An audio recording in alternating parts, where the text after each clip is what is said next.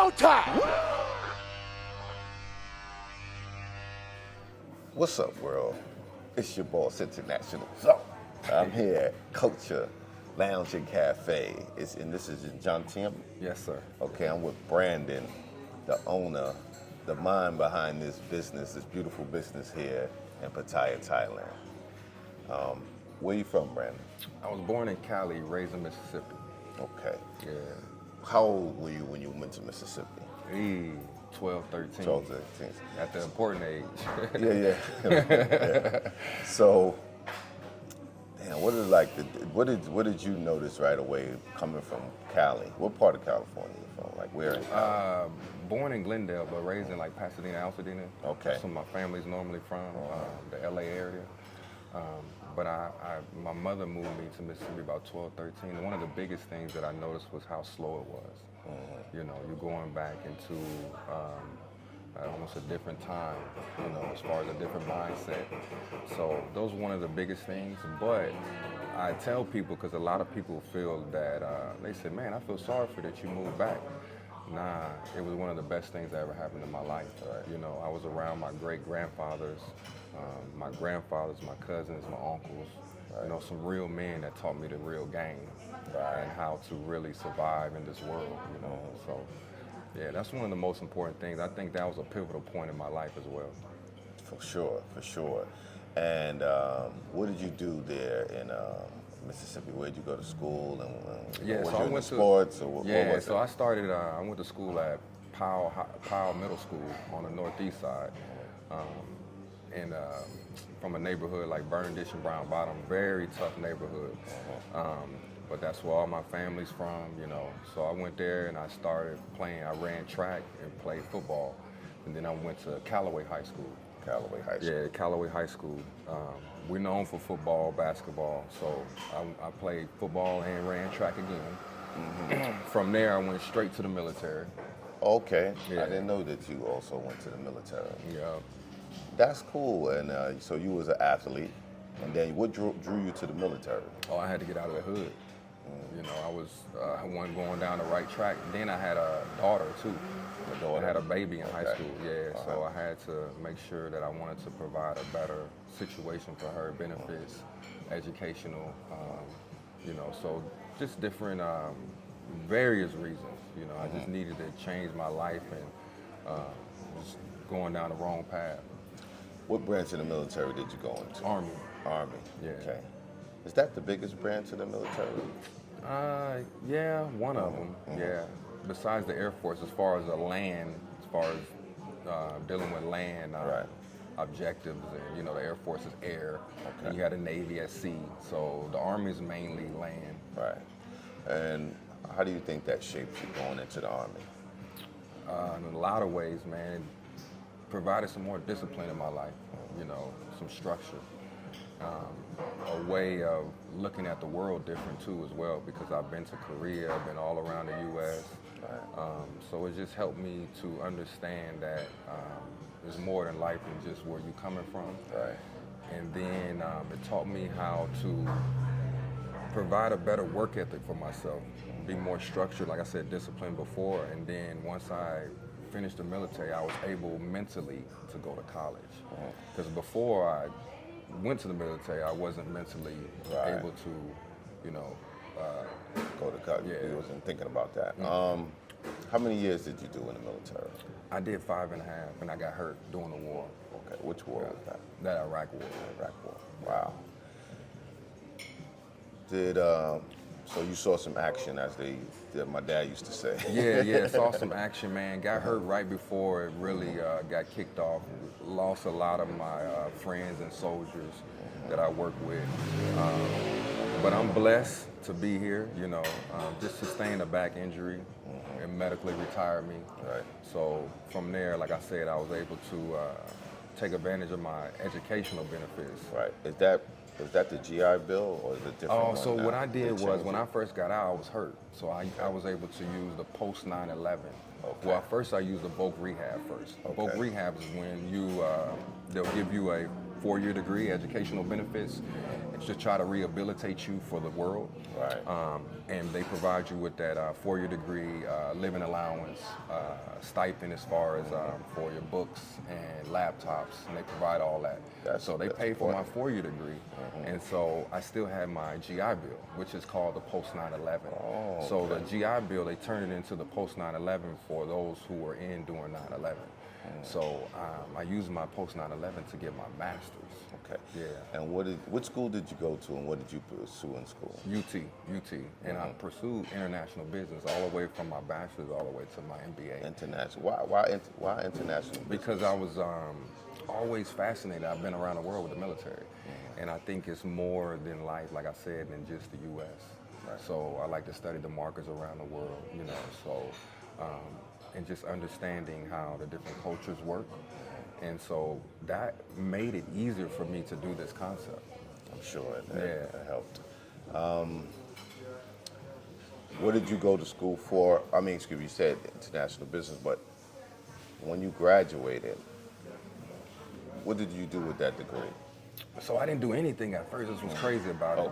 Yeah, she could bring the code. Sorry, a little interruption. Hit that like button, subscribe, and share the video. Right.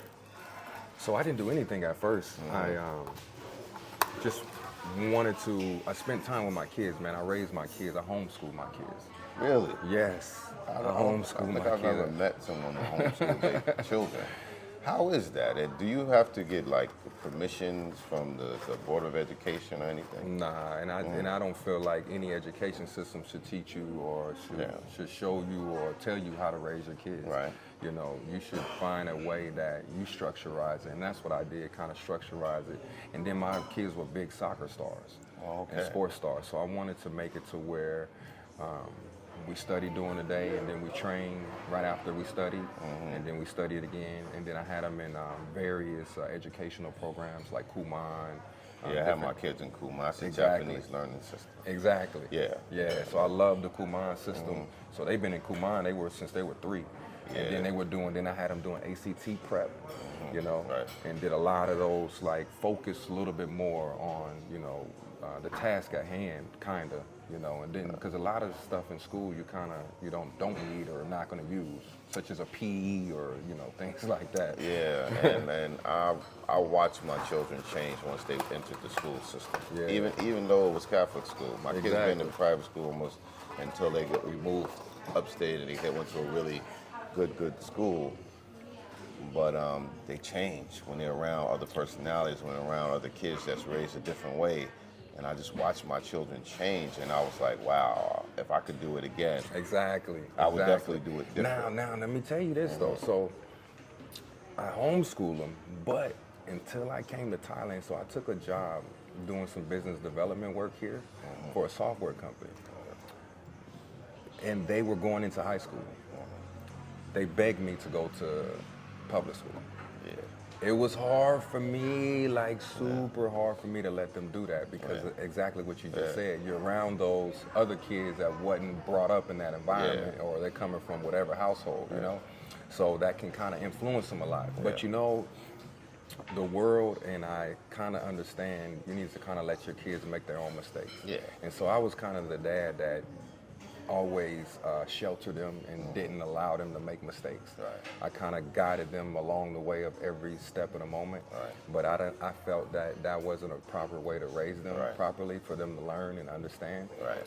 But so you prepared them. I which is prepared them. important. Exactly. Yeah. And so when they got to high school, it's kind of was like, now they're in an IB program, AB honor roll students, you know, so taking college courses. Right. So they kind of already had that foundation. So it kind of gave me less worry and be able to come over here and kind of venture out and do what I kind of want to do for my career. So when did you first come to Thailand? About a year and a half ago, almost 2 years ago. So kind of after the whole... After the COVID, yeah. Which is interesting. You've been all around the world by then. What did you think of Thailand when you got here? Did you come to Pattaya? Did you go to Bangkok? Where I went everywhere. So I had a friend that I was getting ready to go to law school with, and he actually graduated from law school. So he was here in Chiang Mai. So I went over there to see the opportunities and always wanted to do something different abroad. You know, I had this degrees in international business. I said, okay, this is the opportunity. He's in Chiang Mai. Let me go check him out, see what he's doing. And he ended up moving back to the U.S. and I took a job here doing some business development work for a software company. And so I took that job here, and of course I'm not working for anybody. You know, I'm an entrepreneur, you know, always been self-business. And so just seen some opportunities. I hooked up with one of the top real estate companies here in Thailand, Roof 21, and my partners. That was who was able to help me get this location, secure this location. And to me, business and it's all about location.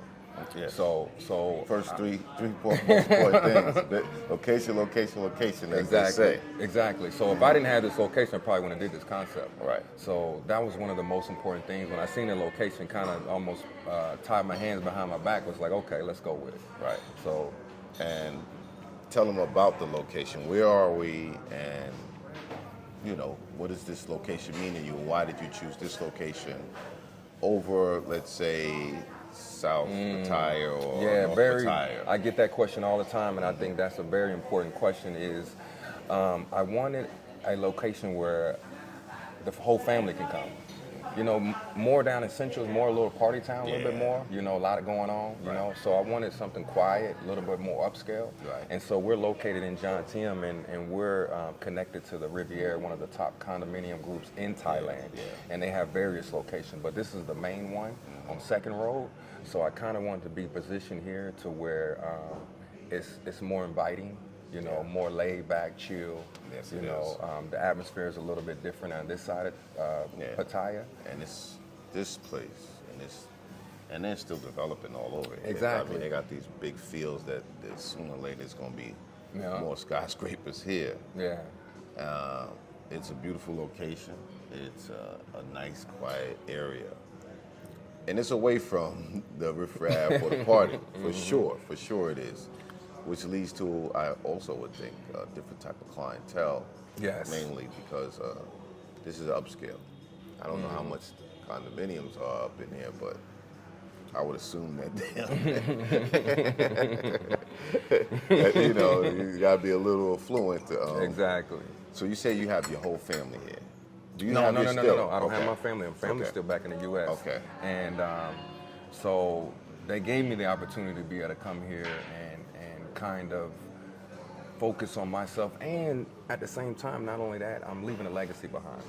So hopefully one day my kids can take it over and put multiple locations up. But I wanted to start that foundation, you know. And I'm always about leaving your kids something, you know, to put them in the game and not giving them opportunities to where they don't have to work for anybody.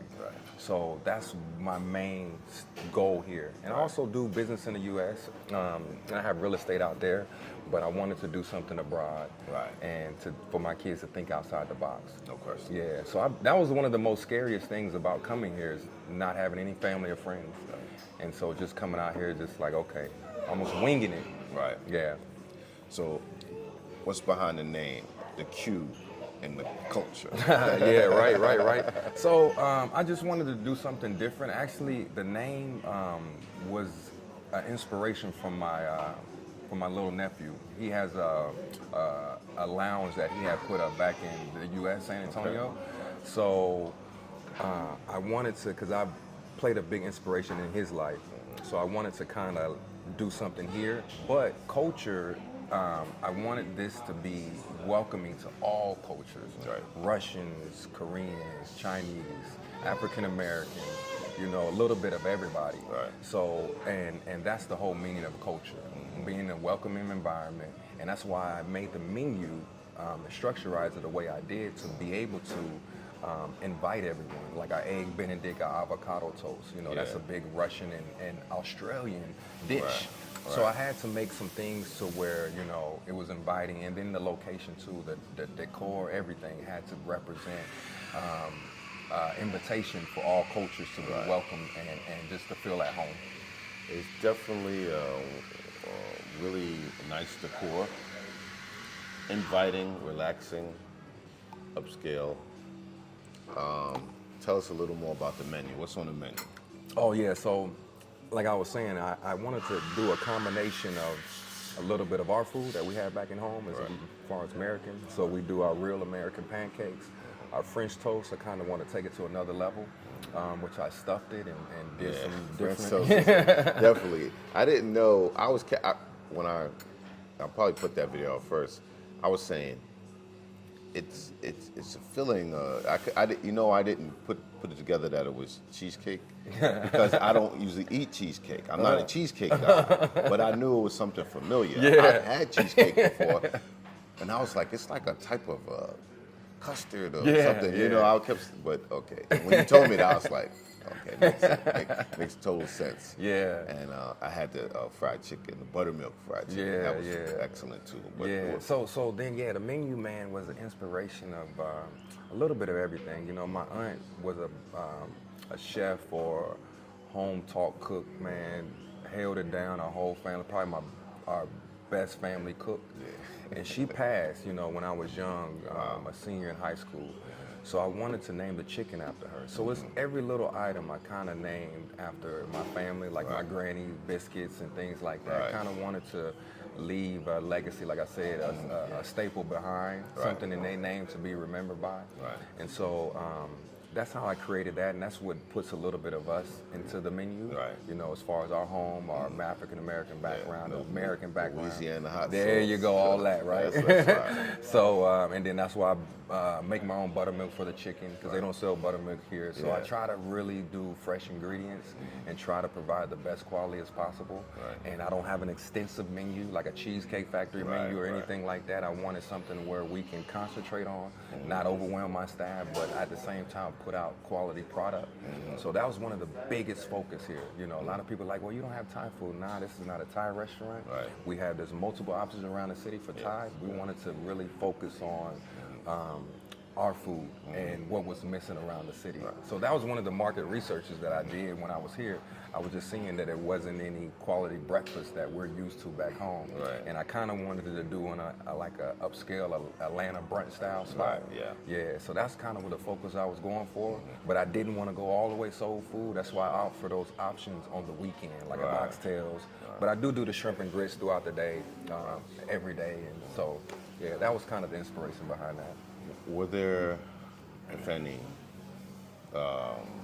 obstacles in getting in business here? Yeah, there's a lot of obstacles. For one, you just got to do it. That's one of the make up your mind. Make up your mind and do it. You know, that's why I was asking you earlier. You know, about your business plans or things like that. But the main thing is do your research. Do your research as far as where you want to be, as far as also what is needed too, what is missing. You know, all these different things you need to solve the problem before you even try to put the solution in play. You know, so that was kind of my focus. And then the language barrier is the biggest thing as far as doing business in any country. Understanding that language or connecting with a team that can help you out throughout the process. And so that was one of the most important things, man, making sure my team was right. Because you're not as strong as an individual as you are with a strong team. So that's one of the biggest things, man. That's probably was the biggest barrier of seeing who you can trust and who you can't trust. You know, kind of keeping your team small, you know, with the same vision. So Thailand is kind of known for being humble, honest people. Like, I know people who've done business in Dominican Republic and got their shirt taken. I know people who've done business in Brazil and had some challenges. So I noticed there's still some people probably everywhere that are, you know, but for the most part, do you think it was maybe a little easier in that perspective? I do. Trust-wise? You know what? I think actually Thailand is probably one of the most, the easiest country to probably put up a business. You don't have to go through so many hoops and regulations and all the different types of things that you would do in these other countries. Of course, your money got to be right everywhere. Everything costs money. You know, you might have to pay this person, pay that person. You know, that goes everywhere. But you don't have to deal with the corruption or the infrastructure instability and things like that. Right. So those are some of the things that I did look at and pay attention as well. You know, Right. you can really come out here because I said it in a previous interview. I think the Thailand is a new America. You know, we have all these cultures here, you know, and they're all inviting. We live amongst each other. We all get along. No fighting, no, you know, any type of disagreements or anything like that. Just as long as you respect everybody. I think that's one of the most important things is about respect. And if they see you coming to and you are respecting every culture and you have a great concept, I think you are more welcoming as well. You know, and you're providing some substance. And that's kind of what I want to do here is provide something that, you know, represented us in a different fashion and portrayed us in a different way as well. Right. So, you know, they come in here, they like, man, this an African American owns this, yeah. Right. You know, so it's a different feel, Right. you know, as far as the way we're being portrayed and represented. Yeah, we definitely need to be, I mean, we're perceived in many ways, and it's good to be, you know, perceived and, you know, shine some light on some positive and uplifting. You know what I mean? Yeah, for sure. And what about the business structure? Because a lot of people, and I'm not sure, but, you know, they say, like, and when you have a business here, it has to be 51% owned by a Thai person or a Thai person involved in it. Yeah. And I heard some things like one American guy that was here kind of like lost his business. And that's one of the most important things that you need to do in the beginning is the formation. When you formate your company and put it all together, you got to make sure, like I said, you have that partner that you can trust no matter what. You know, a lot of people come here and get with partners they don't know, or they get married and think they're going to be with that person, and then that doesn't work out, or relationship, you know. So that's some of the things that you kind of got to keep. You got to separate relationships and business separately. Right. You know, so you, like I said, you got to create that team that has that same vision you do. Right. Because anything can happen, anything can go south. Right. So you just got to be ready for those situations. But as you were saying, yes, you do need a Thai partner, 51%. However, you can do an amnesty agreement to where your business can be owned 100% by the American. But those are some different stipulations. That's a whole nother topic. Right. But for the most part, 51% owned by a Thai and 49%. But at the same time, you can also drop a separate agreement with that Thai partner saying that, okay, this is my percentage, this is your percentage, but on paper it's going to be looking like this. Right. You know, so it's a lot of little things you kind of got to go through and figure all that out before you put everything in the work. Right. How long you been here? In Thailand, almost 2 years. No, how long you been in so I've been in, here? okay, about 8 months. Yep, about 8 months. Okay.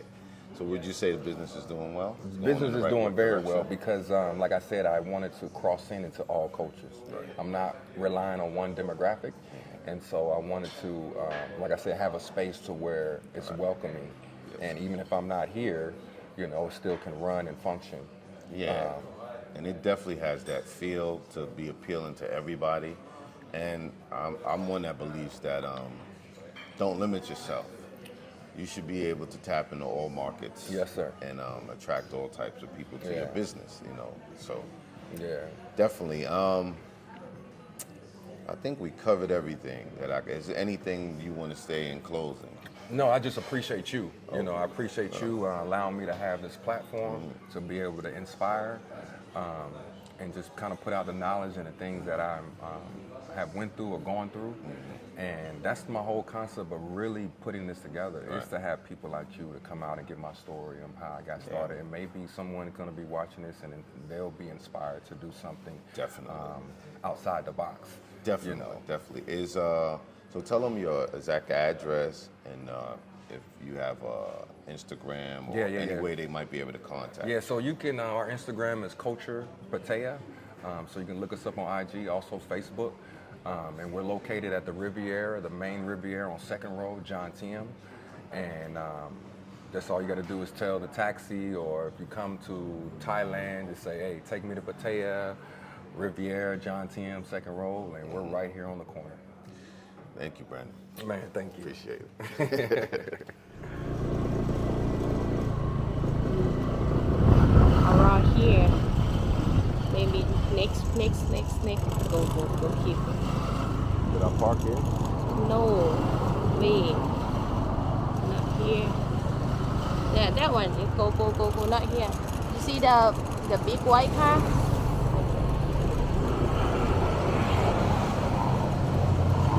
Hit that like button, subscribe, and share the video.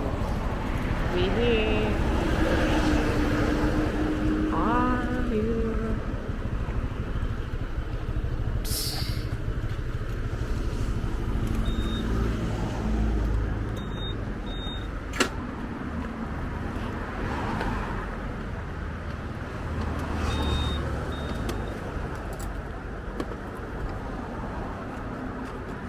Didn't get it the way I wanted it. It's your camera. Okay. Okay. This is Qulture with a Q. This is Brandon's Culture Lounge and Cafe. This is a brother named Brandon. This is his spot. Come to show him some love. And Junie's here. She waited to be introduced like a superstar. Like. Yeah, it's me. Woo. Nice.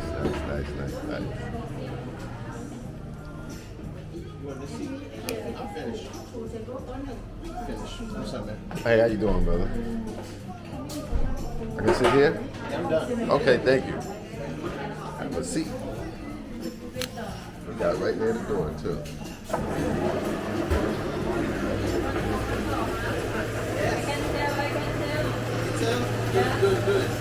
Looks good.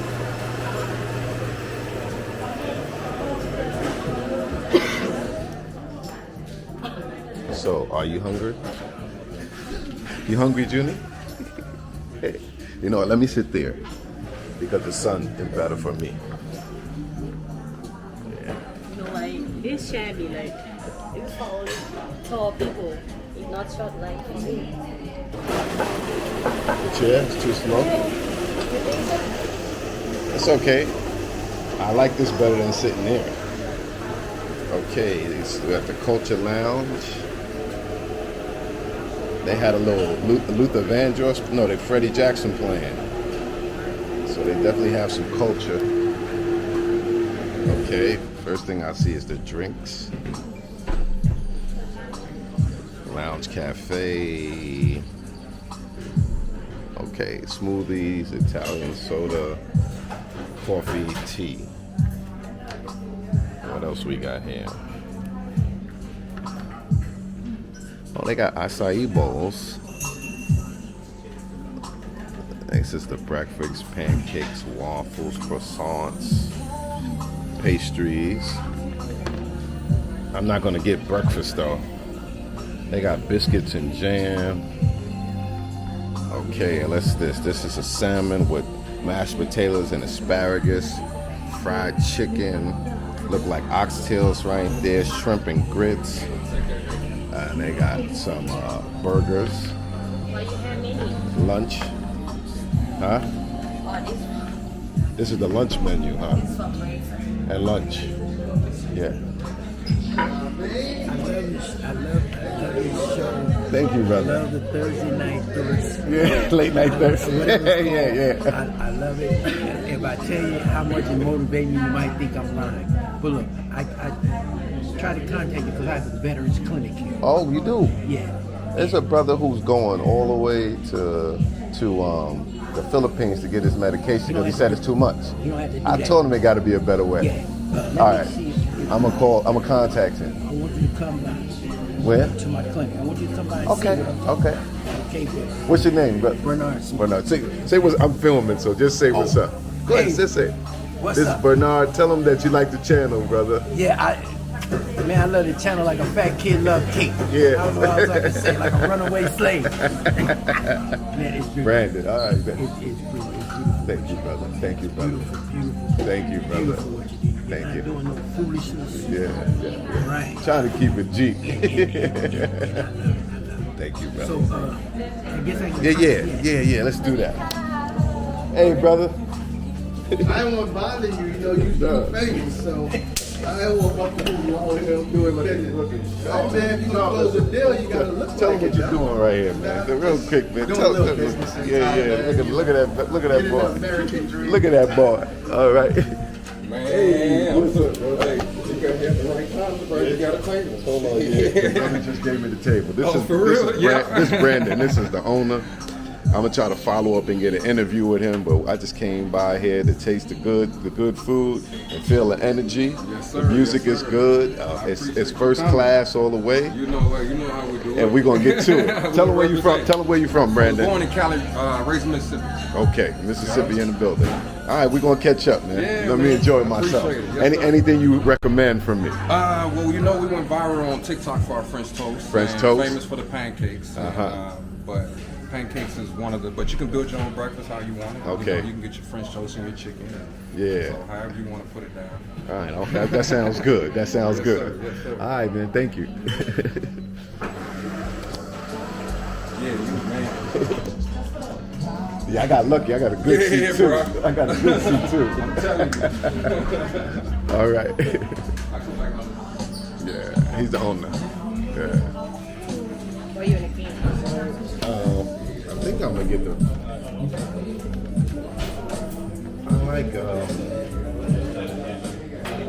He said the French toast. He went viral for the French toast, so I might have the French toast and some chicken. I might do it just like that. Yeah, I'm gonna have the French toast and all the chicken wraps. They have watermelon smoothie for you too. Yeah, I'm gonna have that too. I'm definitely gonna have that. Yeah, I'm gonna go with the chef and the owner's recommendation. I'm gonna have the French toast and the chicken, preferably a breast. And he got a nice, diverse clientele in here. It's a little bit of everybody. It's really nice. Okay, you hungry, Junee? You ready to eat? You ready to eat? Some breakfast. Yeah. Or we cook for you later. Yes. You used to leave food. You just eat. I know, but I'm gonna eat later. I had to sample the food to make a good interview. So I have to experience the food, you know. So let's make our order, and then we'll be back once we get the food. Watermelon shake. Smoothie. Sorry. I have the French toast and the chicken. Yeah. Thank you.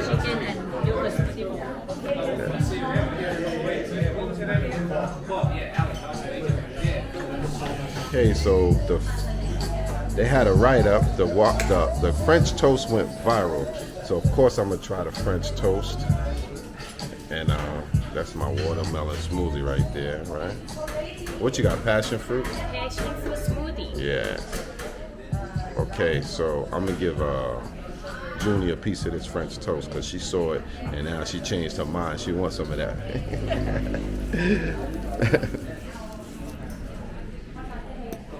Let me see. On the lighting might be better. Okay, let me try a piece of this French toast.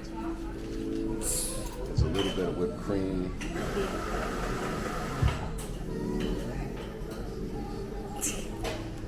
So let me try a little bit of this French toast.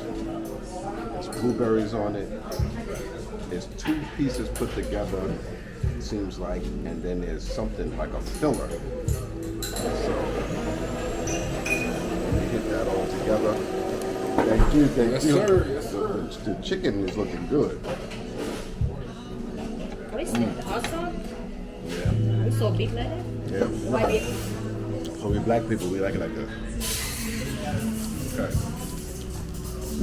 He got the Louisiana hot sauce, he ain't playing. And he got the fried chicken, and I heard the fried chicken is marinated for 2 days in buttermilk. I don't know what else he puts in there, but that's what I heard through the grapevine. So we got Louisiana hot sauce. The French toast was delicious. I ain't even put no extra syrup on it. Let me add a banana in there and see how that tastes.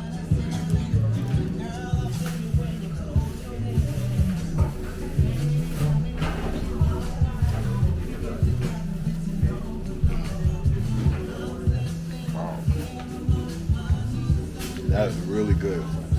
Really rich. Okay, let me give you a piece of this French toast. The chicken wing. I mean, the chicken is a thigh and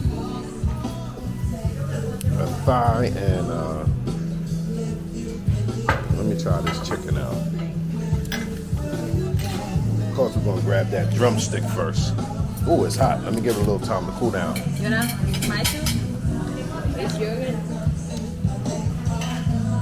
That's a yogurt bowl with blueberries, bananas, and granola.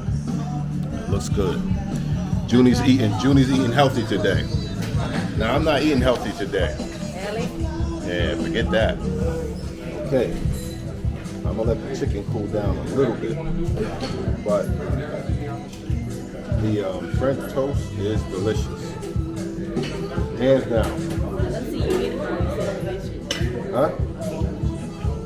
The way I say delicious? I mean, I don't see you eat it, but you say delicious. Oh no, I ate some of it already. Yeah.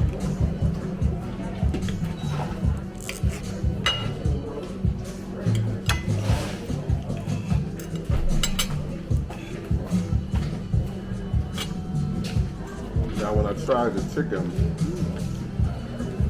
I'm gonna try it with, yeah. I'm gonna try it with and without hot sauce. Let me try the first bite with no hot sauce. Excellent.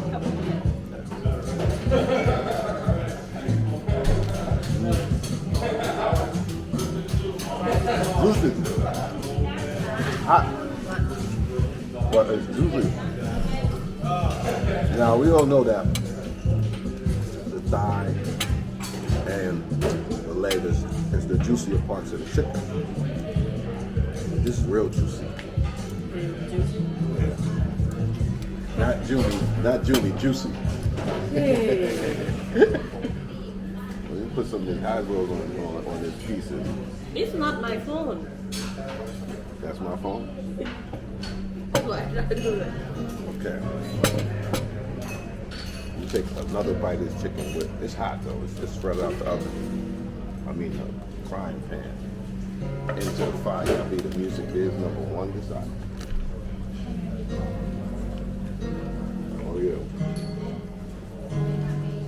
We got Louisiana hot Qulture Lounge and Cafe.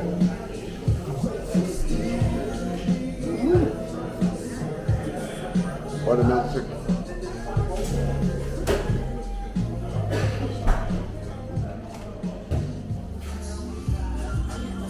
Yeah, that's even, I guess that's better.